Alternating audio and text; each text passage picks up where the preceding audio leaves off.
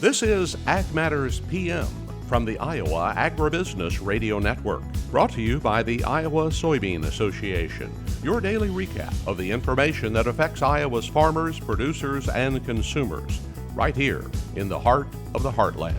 With reports from our award-winning broadcast team of Dustin Hoffman, Riley Smith, and Mark Magnuson. Now, from the IARN studios in Des Moines, here's Mark Magnuson. Hello and welcome to Ag Matters PM on the Iowa Agribusiness Radio Network. I'm Mark Magnuson. Today is Monday, June 10th, 2024, and we're so glad you can join us for today's episode. In today's episode, I will bring you the latest Iowa Ag News headlines, and then I will be joined by the Chief Legal Strategist with the National Pork Producers Council, Michael Formica. That's coming up, but first, let's take a look at the closing markets. It's time now for the Ag Matters PM Closing Market Summary, your source for market analysis and settlement prices from the day's trade in Chicago, courtesy of the folks at agmarket.net. At the end of another trading day, we are joined by Robin Schmahl of agmarket.net for our closing market summary. Robin, what did we see take place in the grains today? Well, we saw some strength in the corn, soybean meal, soybeans, but not in the soybean oil or the wheat. Wheat particularly was really under pressure. And that's most of that pressure seems to be coming from, mentioned last week with Turkey banning wheat imports for a 4-month period. They primarily import from Russia. And that really put pressure onto that market, continued today with, double-digit losses, upwards to 20 cents in the nearby contract. Now, Russia says that it's not going to impact their exporting. They're just going to export to other countries. And so they're really kind of not concerned about it at this point in time, but the market seemed to be more concerned about it, or, just traders reacting to it, trying to, scalp some money off the market. So anyway, it was under pressure. Now, Russia can be making up for it maybe because they shipped their first load ever of wheat to Brazil. So that's opened up for them at this point in time. So that's probably one of the reasons why they're not concerned now. In the export inspections today, wheat was 12.9 million bushels. That was down quite a bit from last week, and it's down 7% from a year ago. Corn was at 52.7 million bushels. That was down from last week, but up 26% from last year. So that certainly is very positive. The corn in relationship to last year. Soybeans, 8.5 million bushels. That was down from last week and down 17% from a year ago. Now, NOPA, National Oilseeds Producers Association, they did a revision in their April crush to 169.436 million bushels. And that was a revision higher from 166.034 million bushels. So quite a bit of revision. They said there was an error that was made. But even with that revision higher, the crush was still down 13.7% from March. So, there's positives, there's negatives. It's just kind of struggling a little bit in the market. Now, we've got the World Supply and Demand Report that's going to be coming out this week on Wednesday, and some of the estimates, they're looking at production for corn down 15 million bushels to average right now. The estimate is 14.845 billion bushels. The soybeans at 4.444 billion bushels. That's down 6 million from their previous estimate. And wheat, they're looking at 1.877 billion bushels, down 29 million bushels from their previous estimate. So, everything's or up, I should say. Wheat should be up 29 million bushels, not down. So a little positive movement there. And that's basically because of some of the later planting, some of the maybe replanting. The USDA will take that into account. Now, they will be revisiting some of their wheat estimates on this report, primarily by what's been going on in South America. And, so that's going to be reflected in this report. Now, ending stocks, they're looking at the ending stocks being slightly lower than their May estimate at 1.989 billion bushels.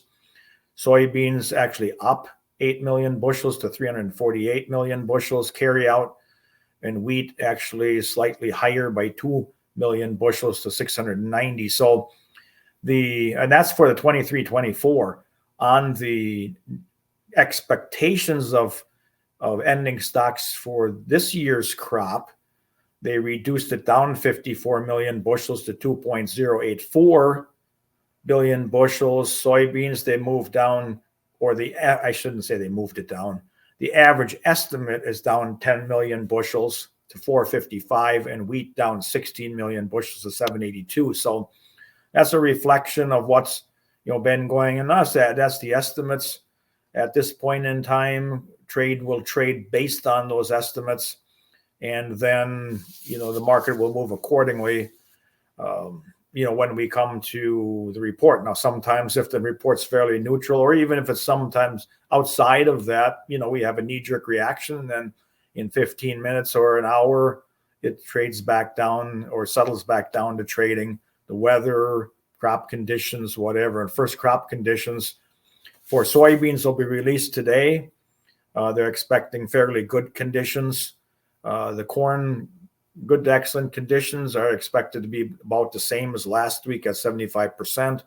And then wheat is supposed to be about, estimates are about unchanged from last week as well. On the other side of the ag marketplace, in the livestock complex, things were going really well at midday. Is that how we closed today? Yes, in the cattle market anyway, they stayed strong. Feeder cattle were down a little bit from where they were at one point in time during the day, but we had a strong start to the week. And, the box beef prices overall, the choice was up substantially last week. Overall for the week, not so much in the selects category, but at midday, choice was up $1.18, select up 8 cents. So we're still seeing that good strength in that market. Good demand is showing up. Now, we did have cash last week in the north traded unchanged, and south was $1 lower, but that didn't have any impact on the market today. Well, part of it was because the June contract has a discount to the cash right now. So that had to probably move up to make up a little bit of that difference. Even though it was $1 lower, it still had a discount in there. The tighter numbers, we've been seeing for quite a while. But more importantly, it's consumer demand. And consumer demand has been staying strong. Now we're moving closer toward the dog days of summer, when we do see demand generally slow off or slow up a little bit in the beef, but that's not an issue right at this point in time. Now, you can see the strength in that market or support. A new case of H5N1 bird flu was found in the dairy herd in Wyoming. So that adds to the ones last week of Minnesota and Iowa, but didn't have any impact. It hasn't had any impact even on the dairy market at all either. So the consumers are not concerned about that right at this point in time, and they're still continuing to buy beef relative to pork. On the pork side, that took a bath today. Again, it just seems like there's no bottom in that market. I mean, we December contract has moved over $4 lower since May 31st. So it's just not finding a bottom. Now we're really close to the contract lows, and not too much lower than this. We could be making new lows for each one of these contracts, at least looking past the July contract and going into August and later. So there's just no support under there. We didn't have any cash released at the midday report due to Packer confidentiality, which seems to be a normal thing on Mondays. Cutouts were higher, though, at midday, but that'll probably change by the end of the day. They were up $2.46. Hog weights continue to remain high. Now, maybe the summer weather will pull some of that down, get it more in line with a year ago. But at this point in time, There's plenty of hogs available. Funds have liquidated a lot of positions. They're not long very many contracts anymore. Market is severely oversold. Doesn't make any difference because there's no support under that market at this point, and they continue to remain bearish. Anticipating that demand's not going to be that good, at least for the foreseeable future, and that's keeping the pressure on that market. He is Robin Schmahl with agmarket.net with our closing market analysis. Robin, thank you for the time. What's the best way for our listeners and viewers to get in touch for more marketing information? Well, they can call me directly at 877-256-3253 or go to our website, agmarket.net. There's an 844 number there that they can call, reach out to somebody in the ag market, and they'll be glad to help them with their questions. Thanks, Robin, and have a great week. All right, thank you. It's always a pleasure. Thank you to Robin Schmahl of agmarket.net for our closing market summary.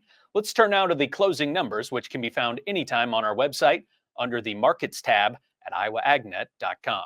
July corn closed up 3 even at 451 3/4. July soybeans up 9 even at 1188 1/4. July soybean meal up 730 at 368 even. July soybean oil up 3 pennies at 43.66. Chicago wheat down 20 even at 607 1/2. Minneapolis wheat down 19 1/4 at 675 1/4. Kansas City hard red wheat down 22 even at 643 3/4. July oats down 14 1/2 at 333 1/2. On the Merc, June live cattle up $1.75 at 183.92. August feeder cattle up 372 at 258.65. July lean hogs down 60 cents at 92.90. July pork cutout down $1.17 at 104.17. Class 3 milk up 20 cents at 19.70. That's our ag market coverage for today. It is time now to hear from our show sponsor, the Iowa Soybean Association and the Soybean Checkoff. And up next, I will have the latest Iowa Ag News headlines.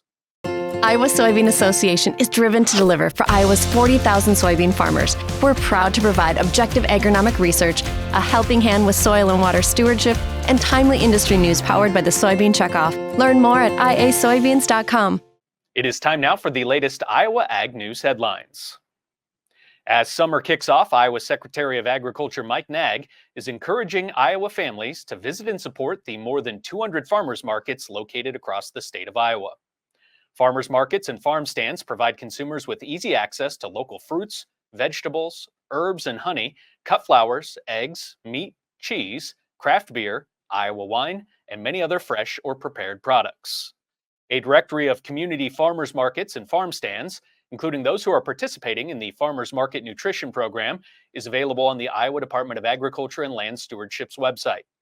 For a list of current Choose Iowa members as well as information about what's in season, visit chooseiowa.com. Also, the Farmers Market Nutrition Program, which helps Iowans in need of purchasing fresh, locally grown produce, it also supports Iowa farmers by building market demand for their products. It is administered by the Iowa Department of Agriculture and Land Stewardship in partnership with the Iowa Department of Health and Human Services. Iowa residents 60 years of age or older with a low income may be eligible to receive farmers market vouchers through the Senior Farmers Market Nutrition Program. These vouchers may be used to purchase fresh, local produce and honey at participating farmers markets and farm stands across the state. Also in today's show, I am joined by the Chief Legal Strategist with the National Pork Producers Council, Michael Formica, as we discuss the priorities for the swine industry in regards to Prop 12 and other policy topics. Mark Magnuson for the Iowa Agribusiness Radio Network, and I'm here at World Pork Expo with Michael Formica with the National Pork Producers Council. He is the Chief Legal Strategist with NPPC. And Michael, good to see you. First of all, let's start with the one that we start with a lot, and that's Prop 12. Since then, we have heard so many concerns from people saying, what would happen if other states were to take up measures such as Prop 12? How have we come along in that movement since then? Have other states picked up the ball and tried to run with it? How has the legal process maybe tried to look at these different cases? So there are a number of other states who are toying with the idea of similar language. None of them have actually passed anything yet, but it's out there brewing. We have language in the House trying to address Prop 12. It's working its way through the congressional system, and we're still engaged in Massachusetts, where they passed a similar ballot initiative, question 3. We've got, while the Supreme Court's decision will control what happens there, there are remaining issues. In particular, Massachusetts put in a ban on the transshipment of pork, so you couldn't ship pork into Massachusetts through to another state. And again, that was just even if you pass through the state, wasn't it? That's it. You literally can't get to Maine or New Hampshire without driving through Massachusetts. And that's not the way this, even California allows pork to go into California to ship out, either to export markets, to Hawaii, to Alaska. Massachusetts decided not to allow that, so we challenged them over that. We've been successful. We were able to put that on hold, but they're supposed to develop new regulations. They still have not gotten around to that yet. New Jersey looked at passing something. They developed a law, but that only applies to sow farms within New Jersey. We're in Iowa. It shouldn't surprise anyone that there's not a lot of sow farms in New Jersey. Oklahoma is there's a very, very active effort down in Oklahoma. In the state of New York, they're also looking at it. Colorado, Oregon, Washington, Arizona, but so far we have not seen anything. And from the producer perspective, I think about these types of legal issues and just thinking about the next day and going forward and trying to run your operation has to be kind of have producers' head spinning because they don't even know what to prepare for in the future. So when they look to NPPC, is that really how they can see why NPPC is so important to them, because you guys are out there representing them on the front lines? I think so. So, what happened in California has happened. Prop 12 is there. We're still trying to fight it, but we have a lot of producers who are working through figuring out, okay, there's a market opportunity. How do we address that market opportunity? But there's a risk that comes with it. You invest millions of dollars into rebuilding a farm, satisfying the California market, but you don't know, is New York going to come out around 2 years later and say it's not 24 square feet, it's 26 square feet? Is Oklahoma going to come in and say, well, you can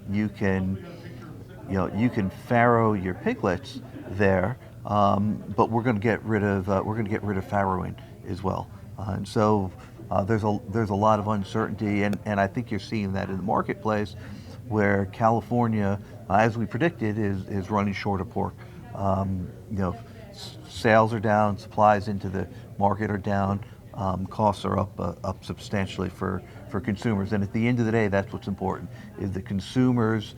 We represent the hog farmers, but ultimately it's the consumers that are going to be the ones who are really paying the brunt of this. They're going to be looking at higher prices, lower supplies, you're taking food out of the mouths of kids. And when you think about California in specific, yes, it passed in a vote, Prop 12, but for those that didn't vote for it, yes, they're stuck with that bill, the higher cost, and just having to pay more at the grocery store. That's right, and most Californians, while a majority of voters voted for it, almost no one realized it was going to involve bacon. They didn't really know what it was about anyway, because they get a lot.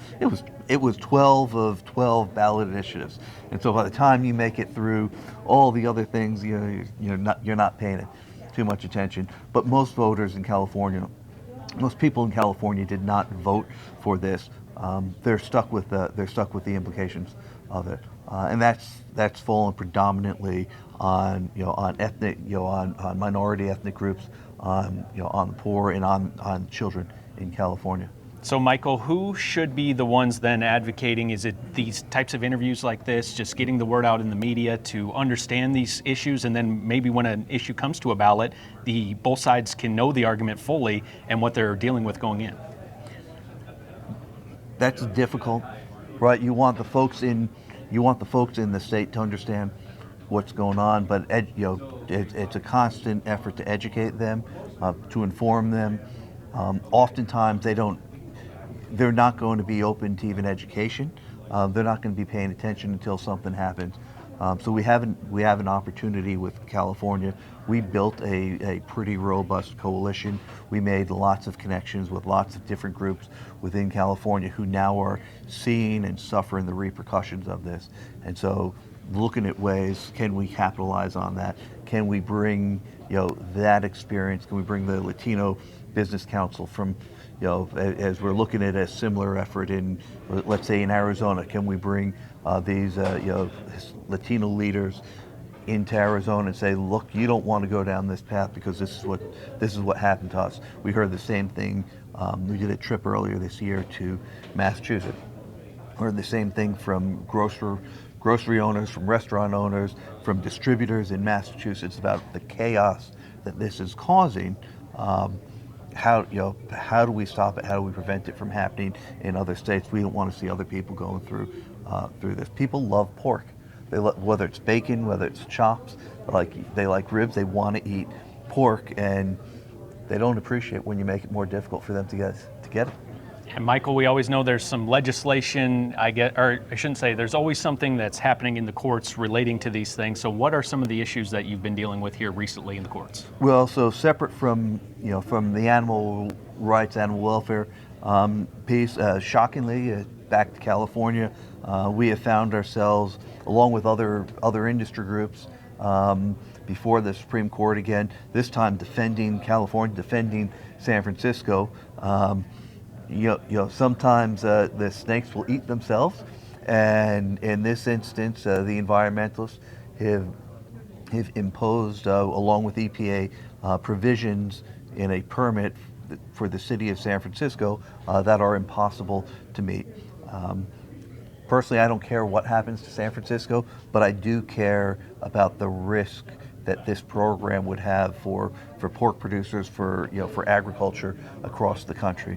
And so we went in, we supported San Francisco. The Supreme Court has agreed just last week to take this case up. And it's a question of how open-ended a permit is. Can you force somebody to accept permit terms that are impossible to meet, and will not just be impossible to meet, but will trigger automatic enforcement action against you? Government put you in that position. Can an environmental group force you to be in that position? And we don't think they can, and we certainly don't want American farmers to ever be in a position where the government is going to force them into non-compliance with the law. He is Michael Formica, Chief Legal Strategist with the MPPC. Michael, anything else you'd like to let our viewers, listeners know about when it comes to what you're working on? Eat more bacon. There you go. He is Michael with the National Pork Producers Council. Thanks so much for the time, and have a great rest of the Thank expo. you, sir. Thank you to Michael Formica for joining today's show. And that brings us to the end of today's episode. You can find all of our content on our website at iowaagnet.com. You can also follow us on Facebook, X, LinkedIn, and TikTok. And you can find our video content and previous episodes of AM/PM on our YouTube channel. Don't forget our free morning, midday, and closing market podcast on Apple, Amazon, Google, Spotify, and Podbean. From the Iowa Agribusiness Radio Network studios in Des Moines, I'm Mark Magnuson. On behalf of Riley Smith, Dustin Huffman, Quentin Slater, and Andy Peterson, we thank you for watching. This has been Ag Matters PM.